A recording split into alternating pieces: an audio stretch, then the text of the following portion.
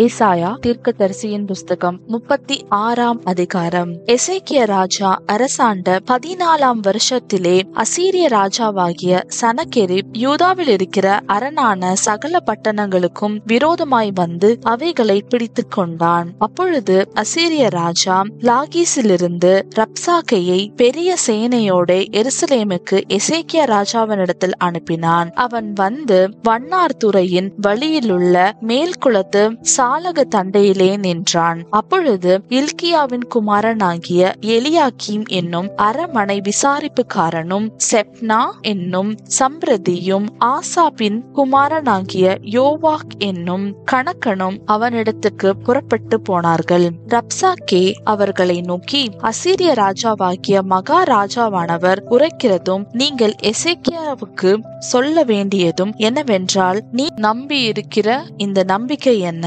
யுத்தத்துக்கு மந்திர ஆலோசனையும் வல்லமையும் உண்டென்று சொல்லுகிறாயே, அது வாய்ப்பேச்சே அன்றி வேறல்ல.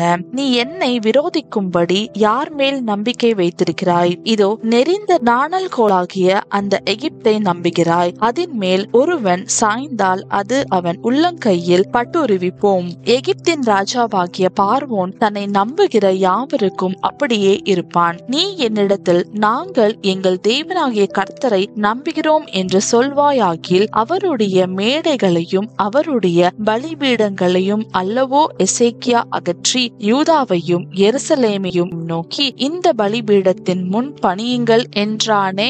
நான் உனக்கு 2000 குதிரைகளை கொடுப்பேன். நீ அவைகள் மேல் ஏறத்தக்கவர்களை சம்பாதிக்க கூடுமானால் அசீரிய ராஜாவாகிய என் ஆண்டவனோடே சபதம் கூறு. கூறாதே போனால் நீ என் ஆண்டவனுடைய ஊழியக்காரரில் ஒரே ஒரு சிறிய தலைவனுடைய முகத்தை எப்படி திருப்புவாய்? ரதங்களோடு குதிரை வீரரும் வருவார்கள் என்று எகிப்தையா நம்புகிறாய்? இப்பொழுதும் கர்த்தருடைய கட்டளை இல்லாமல் இந்த தேசத்தை அழிக்க வந்தேனோ? இந்த தேசத்துக்கு விரோதமாய் போய் அதை அழித்து போடு என்று கர்த்தர் என்னோடே சொன்னாரே என்று சொன்னான். அப்பொழுது எலியாக்கீமும் செப்னாவும் யோவாகும் ரப்சாக்கேயை பார்த்து, உம்முடைய அடியாரோடே சீரிய பாஷையிலே பேசும், அது எங்களுக்கு தெரியும். அலங்கத்தில் இருக்கிற ஜனத்தின் செவிகள் கேட்க எங்களோட யூத பாஷையிலே பேச வேண்டாம் என்றார்கள். அதற்கு ரப்சாக்கே, உங்களோடும் கூட தங்கள் மலத்தை தின்னவும் தங்கள் நீரை குடிக்கவும்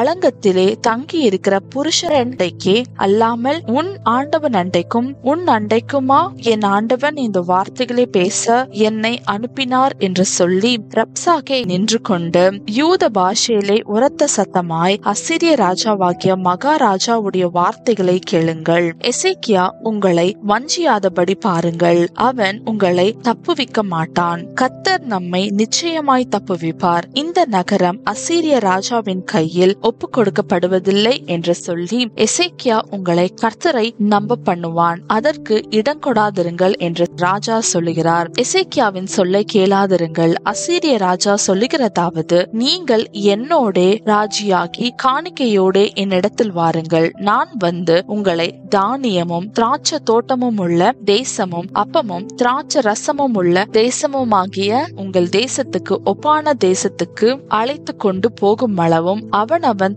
தன் தன் திராட்சை செடியின் கனியையும் தன் தன் அத்தி மரத்தின் கனியையும் புசித்து அவனவன் தன் தன் கிணற்றின் தண்ணீரை குடியுங்கள். கர்த்தர் நம்மை தப்புவிப்பார் என்று உங்களை போதனை செய்ய எசேக்கியாவுக்கு செவி கொடாதிருங்கள். ஜாதிகளுடைய தேவர்களில் யாராவது தங்கள் தேசத்தை அசீரிய ராஜாவின் கைக்கு தப்புவித்ததுண்டோ? ஆமாத் அர்பாத் பட்டணங்களின் தேவர்கள் எங்கே? செப்பர்வாயிமின் தேவர்கள் எங்கே?